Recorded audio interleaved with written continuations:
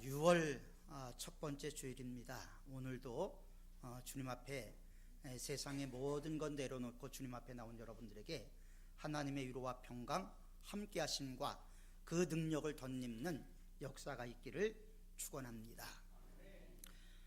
교사와 도둑 그리고 변호사가 같은 날 죽었습니다. 그래서 이제 천국을 들어가기 위해서 베드로 앞에 섰는데 베드로가 이렇게 얘기를 했습니다.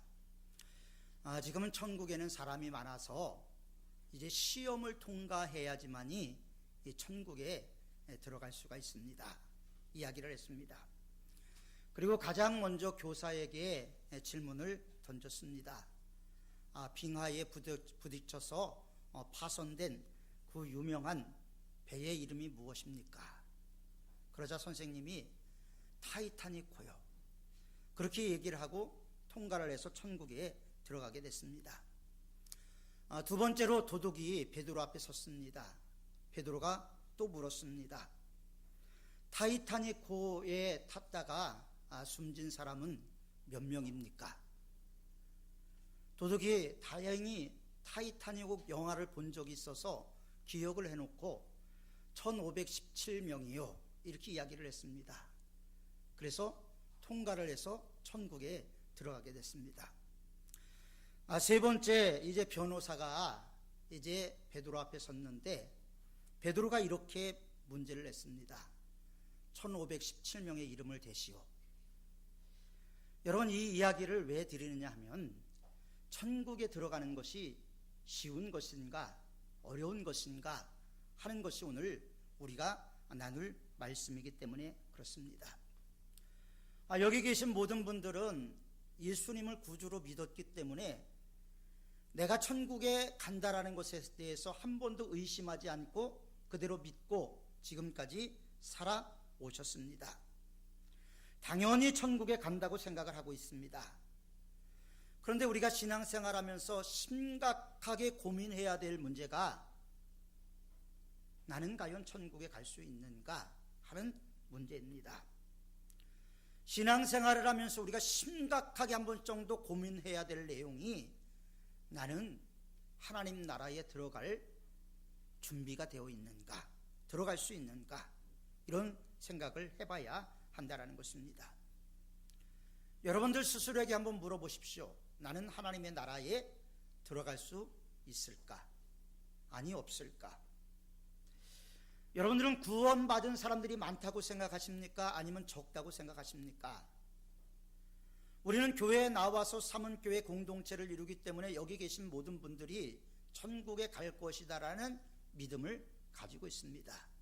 그리고 그렇게 되기를 저는 간절히 소망합니다. 그런데 성경은 우리에게 말씀하시기를 교회 안에서 양과 염소가 나눠진다. 그리고 알곡과 쭉정이가 나눠진다. 이렇게 말씀을 하고 있어요. 여러분, 교회 안에 있으면 모두가 알곡이 되고 교회 안에 있으면 모두가 양이 되어야 되는데 교회 안에서 알곡만 있는 것이 아니라 쭉정이도 있고 가라지도 있다라는 거예요. 양만 있는 것이 아니라 염소도 있다라는 겁니다. 제 얘기가 아니라 성경 말씀입니다. 그러니까 우리가 분명히 생각해 봐야 될 것은 우리가 구원받을 사람이 많은가 적은가, 과연 교회 안에 들어온 우리 모두는 예수님께서 천사장의 나팔소리와 함께 이 땅에 강림하실 때 바로 그날에 우리가 다 공중으로 들림을 받을 수 있을까? 그날에 다 구원받을 수 있을까? 생각을 해야 한다는 것입니다. 성경은 우리에게 구원에 대해서 간단하게 이야기하기도 하지만 복잡하게 이야기를 하기도 합니다. 우리가 간단하게 이야기를 하면 주 예수를 믿으라, 그리하면 너와 네 집이 구원을 받는다. 여러분, 우리가 성경을 오해하는 이유가 뭐냐면 주 예수를 믿으라, 그리하면 너와 네 집이 구원을 얻는다. 이 말씀에서 어떤 사람은 내가 교회를 다니면 우리 가족 전체가 교회를 안 나와도 예수 믿는다, 구원받는다라고 생각하는 분도 있었어요. 성경을 오해하고 있는 것입니다. 과연 예수님을 믿는다고 이야기하면서 교회 안에 계신 모든 분들, 믿기만 하면 구원받는다고 말씀하셨기 때문에 우리는 분명히 구원을 받을 수 있으리라고 믿습니다.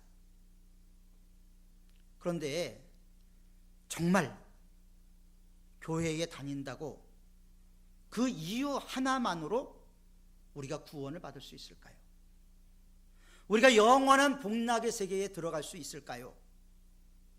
저는 하나님이 정해놓은 진리를 의심하는 것이 아닙니다. 하나님이 말씀하신 성경은 1.1핵의 오류도 없고 무효하다는 것을 저는 확실하게 믿고 있는 사람입니다. 제가 의심하는 것은 성도들이, 교회에 다니는 사람들의 믿음을 의심하고 싶은 것입니다.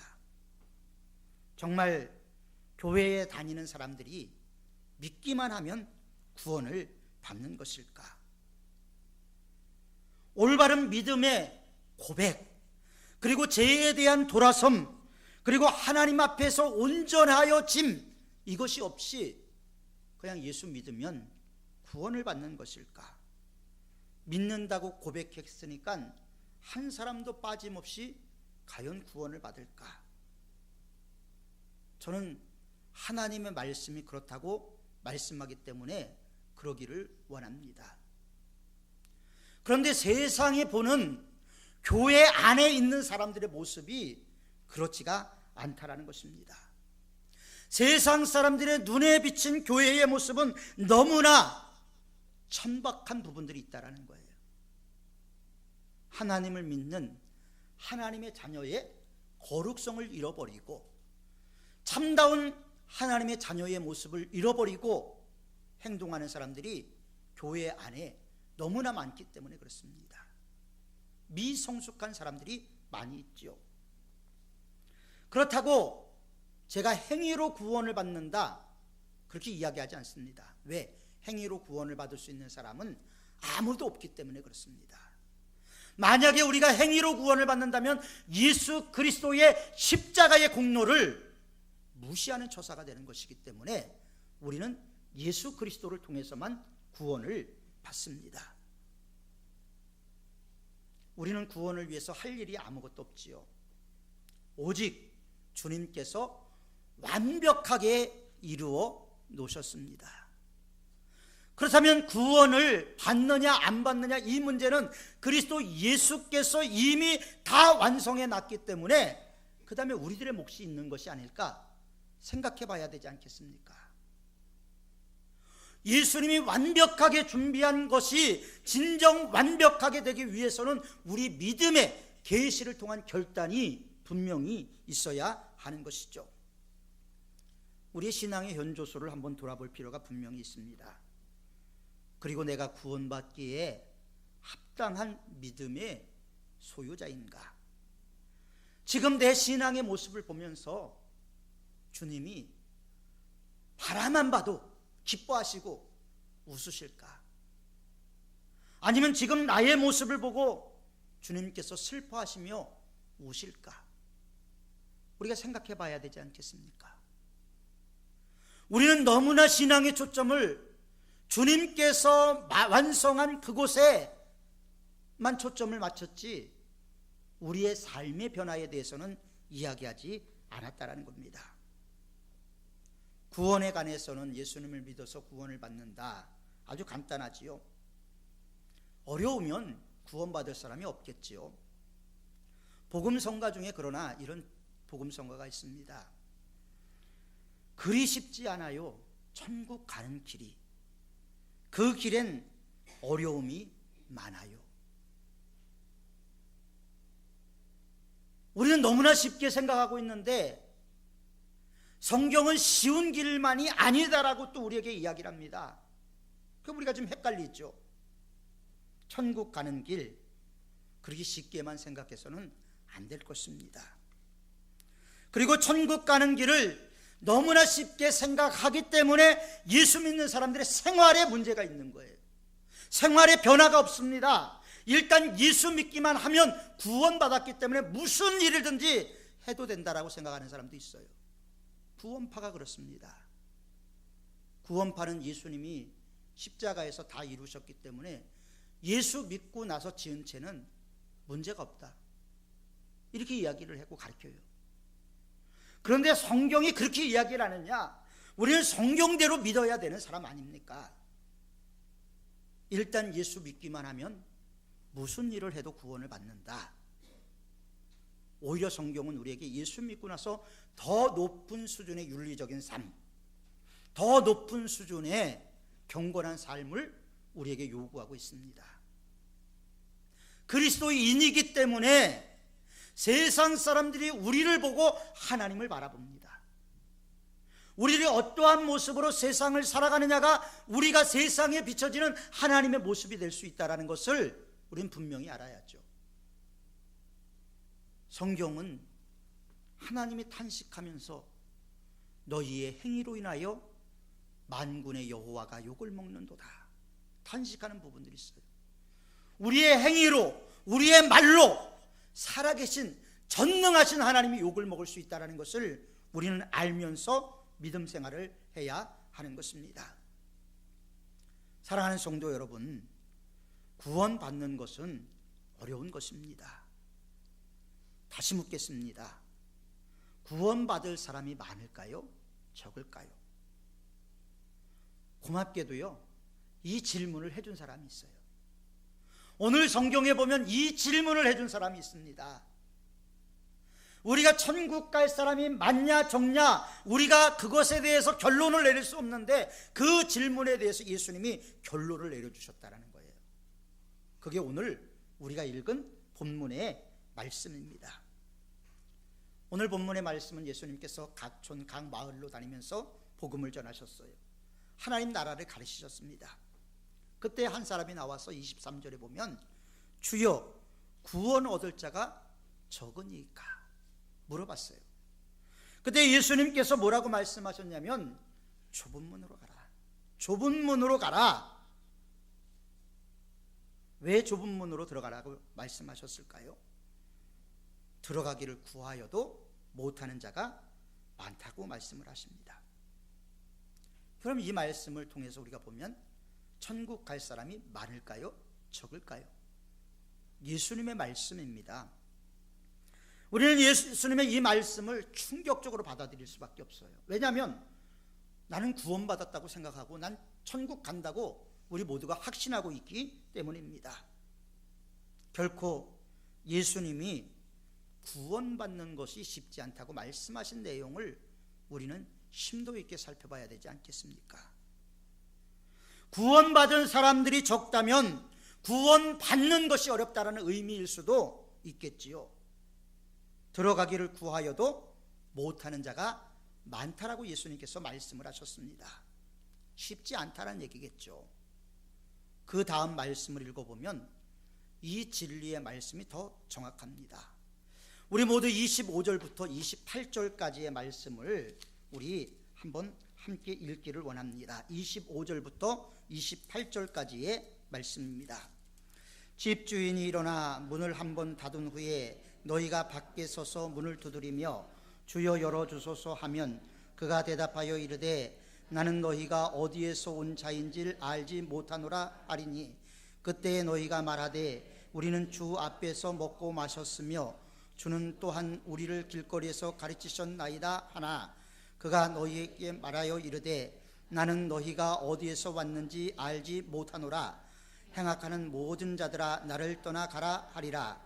너희가 아브라함과 이삭과 야곱과 모든 선지자는 하나님 나라에 있고 오직 너희는 밖에 쫓겨난 것을 볼 때에 거기서 슬피 울며 이를 갈리라. 아멘. 우리가 이 말씀을요 감각 없이 읽어서는 안 됩니다. 심판의 날에 한 번 문이 닫히면 아무리 문을 두드려도 손에 피가 나도록 멍이 들도록 두드려도 닫힌 문이 열리지 않는다라는 것입니다. 나는 너희가 어디에서 온 자를 알지 못하노라. 나는 너희가 어디에서 온 자인지를 알지 못하노라. 들어가지 못한 사람들에게 그렇게 말씀하신대요. 그때 쫓겨난 사람들이 하는 말이 뭔지 아십니까? 여기 보십시오. 우리는 주 앞에서 먹고 마셨으며 또 주는 또한 우리를 길거리에서 가르치셨나이다. 바로 우리들을 얘기하는 거예요. 예수 안 믿는 사람들을 놓고 이야기하는 것이 아니라 우리가 주 앞에 먹고 마셨으며 주는 또한 우리를 길거리에서 가르치셨나이다. 바로 우리를 얘기하는 겁니다. 주님께 가르침을 받은 사람이 누굽니까? 우리입니다. 우리. 저와 여러분들이라는 거예요. 그런데 그런 사람 중에서 주님이 모른다고 말할 사람이 있다라는 거예요. 그래서 하나님 나라에서 쫓겨나서 슬피 울며 일을 가는 사람이 있다라는 거예요. 우리 중에 말입니다. 그런데 구원받는 것이 쉬운 것일까요? 간단한 것일까요? 우리는 구원에 대한 개념을 빨리 바꿔야 돼요. 그래야 믿음이 살고 내가 살고 교회가 사는 것입니다. 우리가 예수님만 믿으면 구원을 받는다라는 그 근거를 우리는 사도행전 16장 31절에서 찾습니다. 주 예수를 믿으라, 그리하면 너와 네 집이 구원을 얻으리라. 그런데 이 말씀의 배경, 이 말씀이 나오게 된 이유에 대해서는 우리가 하나도 생각하지 않고 이 말씀 하나만 딱 뽑아서 그거를 그대로 믿고 있는 거예요. 우리들의 이빨린 믿음의 고백이 하나님이 인정하실까요? 하나님은 업신여김을 받지 않는 하나님이라고 말씀하셨습니다. 개역 성경에는 만홀히 여김을 받지 않는다고 기록이 되어 있죠. 오늘 구원의 조건으로 좁은 문을 들어가라고 말씀하셨습니다. 예수 믿으면 구원받는다, 그 말 한마디면 모든 것이 끝나야 된다라고 우리는 생각해 왔어요. 그런데 오늘 예수님은 다른 얘기를 하고 계시다라는 겁니다. 이 말씀의 배경은 과연 무엇일까요?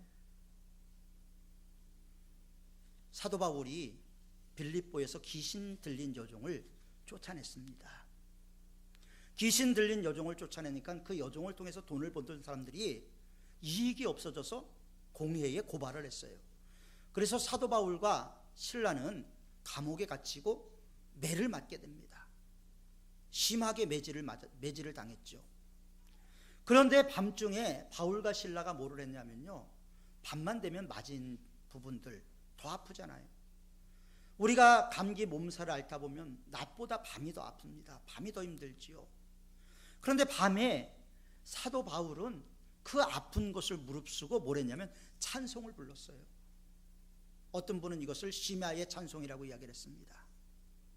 아야 아야 하는 소리를, 신음소리를 내야 될 사도 바울이 그 심야에 하나님을 높이는 찬송을 불렀어요. 그런데 놀라운 일이 생겼습니다. 어떤 일이 생겼냐면요, 옥토가 흔들리고 옥문이 열리고 사도 바울과 모든 죄수들이 차고 있던 착고들이 다 풀려났어요. 간수가 난리가 났습니다. 그 상황을 보고 간수는 죄수들이 다 도망갔는 줄 알고 자살을 하려고 했어요. 왜냐하면 당시의 로마법에서는 죄수가 도망가면 그 죄수가 당해야 될 벌을 간수가 받겠습니다. 이게 로마의 법이었어요. 간수가 볼 때는 모든 죄수들이 도망갔는지를 알고 자결하려고 했을 때 사도 바울이 뭐라고 얘기를 합니까? 우리가 다 여기 있다. 칼을 집어넣어라. 그때 이 간수가 두려움에 떨면서 사도 바울 앞에 엎드렸습니다. 선생님, 내가 어떻게 해야 구원을 얻을까요? 구원은 어떻게 해야 받는 것은 아니죠. 그런데 이분은 초신자니까 그런 얘기를 하겠죠. 어떻게 해야 구원을 받을까요? 그때 바울이 한 말이 뭐냐면 주 예수를 믿으라. 그리하면 너와 네 집이 구원을 얻으리라 말씀을 했어요. 자, 이 간수를 우리가 한번 생각해 보십시오. 바울과 동행했던 사람 실라죠. 자기 집으로 들여왔어요. 심각한 문제입니다. 교도관이 죄수를 자기 집에 함부로 데리고 올 수 있습니까? 법을 어기는 거예요. 이 죄수는 지금 법을 어겼습니다. 사도 바울을 자기 집으로 데리고 왔습니다. 그리고 맞은 자를 씻기고 그 가족들이 다 세례를 받았어요. 이 간수가 예수 믿기로 고백한 것은 내가 믿습니다, 이 말 한마디가 아니었다는 거예요. 이 간수가 지금 예수 믿겠다라고 결심한 건 자기 목숨을 걸은 거예요. 이것이 상부에서 알게 되면 이 간수에 대한 문책이 있을 것이고 거기에 대한 재해 형벌을 당해야 되는 상황이겠죠. 그걸 알면서도 그런 법을 가장 잘 알고 있는 이 간수가 사도 바울을 자기 집으로 데리고 와서 손수 음식도 대접을 했다고 얘기를 합니다. 물론 바로 와서 사도 바울을 풀어주라고 그랬으니까 문제가 안 됐지, 만약에 성경이 그렇게 이야기가 안 됐으면 문제가 될 수도 있었을 겁니다. 초대교회에 성도들을 위해서 성경이 기록됐죠.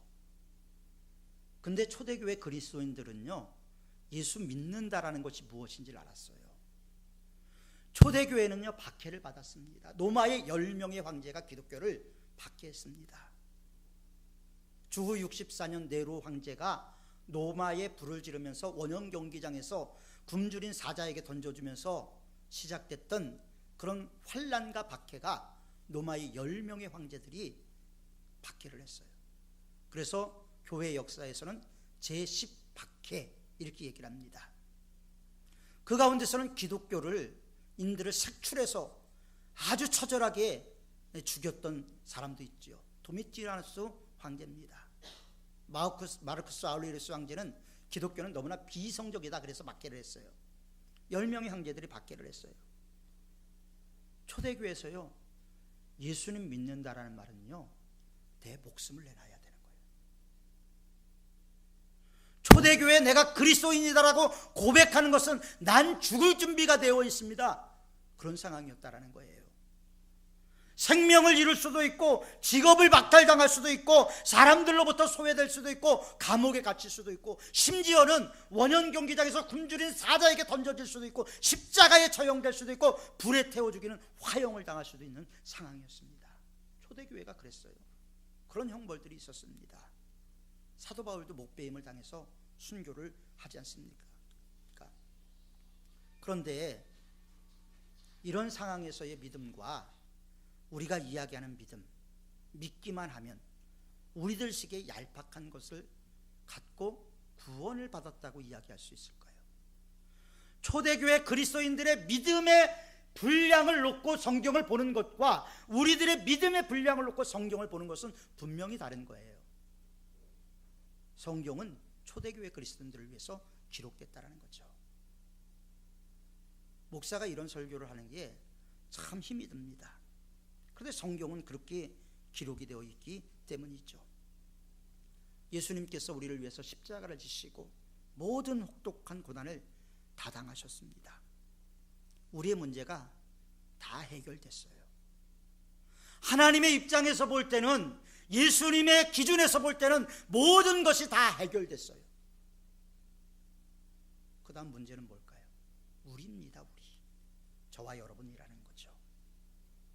우리는 예수 그리스도의 십자가의 고난을 너무나 가볍게 여기고 너무나 그것에 의미를 두지 않다 보니까 예수 믿는다고 입으로 고백하면서 우리가 어떤 삶을 살고 있습니까? 구원을 한 손에 쥐었다고 생각하면서 발로는 가지 말아야 될 것을 갑니다. 눈으로는 보지 말아야 될 것을 봅니다. 머리로는 생각하지 말아야 될 것을 생각합니다. 마음으로 품지 말아야 될 것을 품습니다. 귀로 듣지 말아야 될 것을 듣습니다. 입으로 말하지 말아야 될 것을 말합니다. 이게 과연 구원받은 우리들의 모습일까요? 삶의 무대만 세상에서 교회로 바뀐 것이죠. 교회와 세상의 기준이 무너져 버렸어요. 교회의 거룩성을 잃어버리고 교회가 세상을 향한 섬김을 잃어버린 그런 상황이 되어버리고 만 것입니다. 그러다 보니까 오히려 십자가를 팔아서 자기 욕심을 채우는 사람들이 늘어나고 있습니다. 예수님의 피와 예수님의 살을 더럽히는 일들을 스스럼 없이 행하면서도 나 구원받았어, 이렇게 이야기하는 분들이 있어요. 저희 교회 성도님들이 아니고 다른 교회 성도님들이요. 구원은 너무나 소중한 겁니다. 왜? 하나님이 하나밖에 없는 아들을 희생한 것이기 때문에요. 그렇기 때문에 우리가 얄팍한 입술의 고백이 아니라 우리의 마음을 당한, 우리의 영혼을 다 담은 고백이 우리에게 있어야 되는 거예요. 우리의 영혼을 담은 하나님을 향한 고백. 우리 눈에 눈물이 있어야 되고요, 우리 마음에 탄식이 있어야 되고요, 우리 마음에 하나님으로부터 멀어진 것에 대해서 다시 돌아서고자 하는 마음이 있어야 되는 거예요.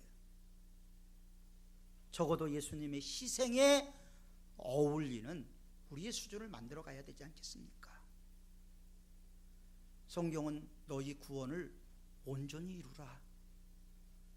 여러분, 너희 구원을 온전히 이루라고 말했습니다. 완성형으로 얘기하지 않았어요. 그것은 무엇입니까?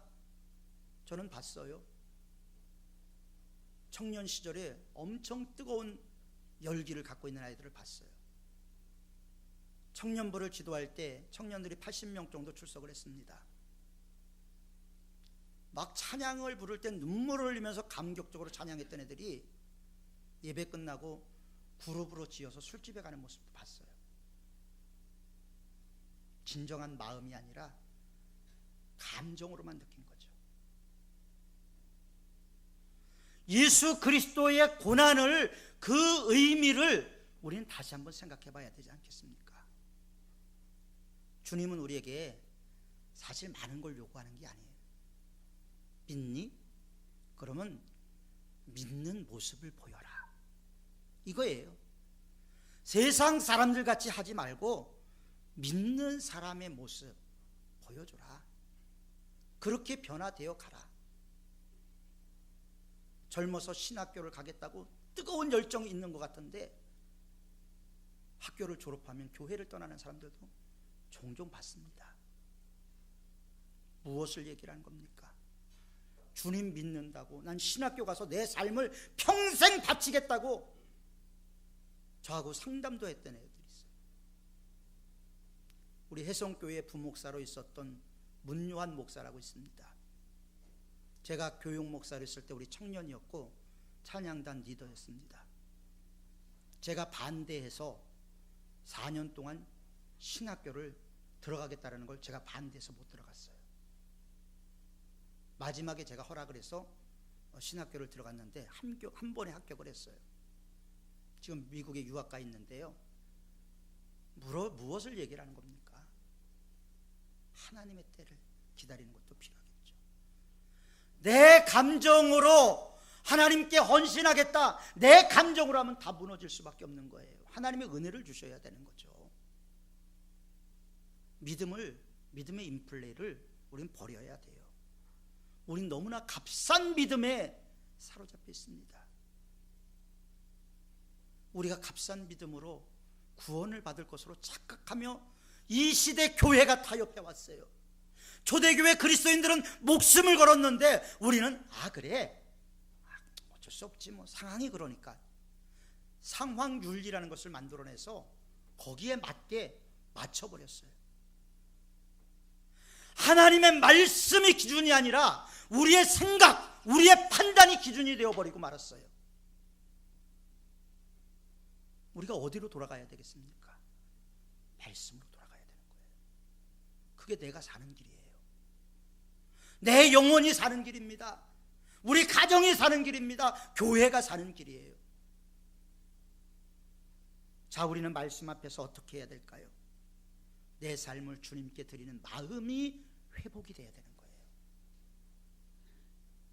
믿습니다가 아니라 내 삶으로 내 구원을 증명해내야 되는 거죠. 야고보서의 주제는 행함이 없는 믿음은 죽은 믿음이라고 얘기를 했어요. 마틴 루터는 종교개혁을 일으키면서 지푸라기 복음이다 찢어버려라까지 얘기를 했어요. 왜냐하면 천주교에서 그걸 강조하니까. 그런데 야고보서를 우리가 잘 봐야 돼요. 너 믿음 있니? 믿음 있으면 믿음의 증거를 행위로 보여봐. 이거걸랑요. 믿음을 전제로 해서 우리의 행위가 나타나야 된다는 것을 놓고 야고보서가 이야기하는 거죠. 믿음 없는 사람에게 요구한 게 아니라는 거예요. 하나님은 이 시대에 삼은교회를 세우셨어요. 우리는 올해 49주년을 향해서 나가고 있습니다. 하나님이 왜 여기에 삼은교회를 세우셨을까? 우리 다시 한번 생각해 봐야 되지 않겠습니까?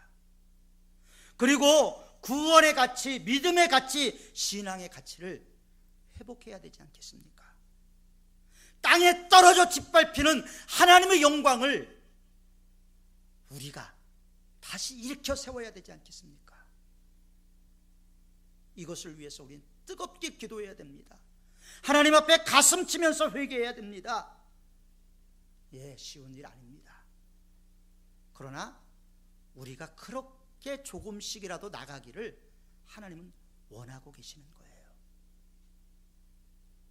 이 지역을 복음화하기 위해서 세워졌던 우리 삼은교회, 이 지역을 섬기기 위해서 세워졌던 우리 삼은교회, 지금 우리가 이 지역을 잘 섬기고 있습니까? 설립자들이 성령의 기름 부으심을 받고 뜨거움을 갖고 세웠던 교회, 이 교회의 정신을 우리가 다시 계승해야 되지 않겠습니까? 우리의 삶으로, 우리의 믿음으로 이것을 다 보여줄 수 있는 우리 사문의 성도들로 변화되는 성령의 기름 부음의 역사가 있기를 주님의 이름으로 축원합니다. 우리 이 시간은 함께 기도하는 시간을 갖겠습니다. 하나님, 우리에게 다시 한번 뜨거움을 주시고 성령의 충만함을 주셔서 우리의 무너진 믿음이 다시 한번 회복되게 하시고 우리가 구원의 완성을 향해서 나갈 수 있도록 역사하여 주옵소서. 우리 주여 청하고 기도합니다. 주여, 거룩하고 자비로우신 아버지 하나님, 이 시간 우리가 말씀을 들었습니다. 하나님, 말씀을 한 귀로 듣고 한 귀로 올리는 저희들 되지 않게 하시고 그 말씀이 우리들의 심령 가운데 살아있는 말씀이 되어서 그 말씀 붙잡고 변화의 길로 나가는 저희들이 될 수 있도록 역사하여 주옵소서. 우리들의 힘과 우리들의 능력으로는 아무것도 행할 수 없습니다. 그러나 하나님께서 함께 하실 때 변화가 일어나고, 하나님께서 함께 하실 때 역사가 나타나고, 하나님께서 함께 하실 때 기적이 나타나는 줄 믿사오니 우리 모두가 성령의 사람이 되고 하나님의 사람이 되어서 변화의 물결을 이루어갈 수 있는 저희들이 될 수 있도록 역사하여 주옵소서. 우리들의 작은 나비효과의 변화를 통해서 아버지 큰 힘을 이루어갈 수 있도록 인도하여 주시고, 우리가 이 변화의 시대 가운데서 하나님의 말씀을 기준으로 하나님의 말씀 따라가는 성도들이 될 수 있도록 인도하여 주옵소서. 세상의 가치관, 세상의 기준이 아니라 성경의 기준으로 돌아가서 성경 말씀을 음미하고 그 말씀대로 우리의 심령이 변화되고 새롭게 돼서 하나님이 우리를 주장하는 삶을 살아갈 수 있도록 역사하시고 인도하여 주옵소서. 아버지 하나님, 우리의 삶이 변화되기를 원합니다. 진정으로 하나님 역사하여 주옵소서. 하나님, 오늘 우리가 말씀을 들었습니다. 지금 제가 구원받을 만한 믿음을 갖고 있는지, 입에 발린 입술로만의 고백이 아닌지 우리 자신들을 되돌아볼 수 있게 하시고, 다시 한번 우리들의 심령을 뜨겁게 하사 우리가 주님의 길로 행할 수 있도록 도와주옵소서. 십자가의 길, 순교자의 길도 믿음으로 감당할 수 있는 능력을 저희 모두에게 덧입혀 주옵소서. 그리하여 내가 살고 교회가 살고 하나님 나라가 이 땅에 확장되는 것을, 그래서 이 지구촌에 푸르른 그리스도의 계절이 오는 것을 우리 사문의 성도들을 통해서 이루어 주옵소서. 예수님의 이름으로 기도하옵나이다. 아멘.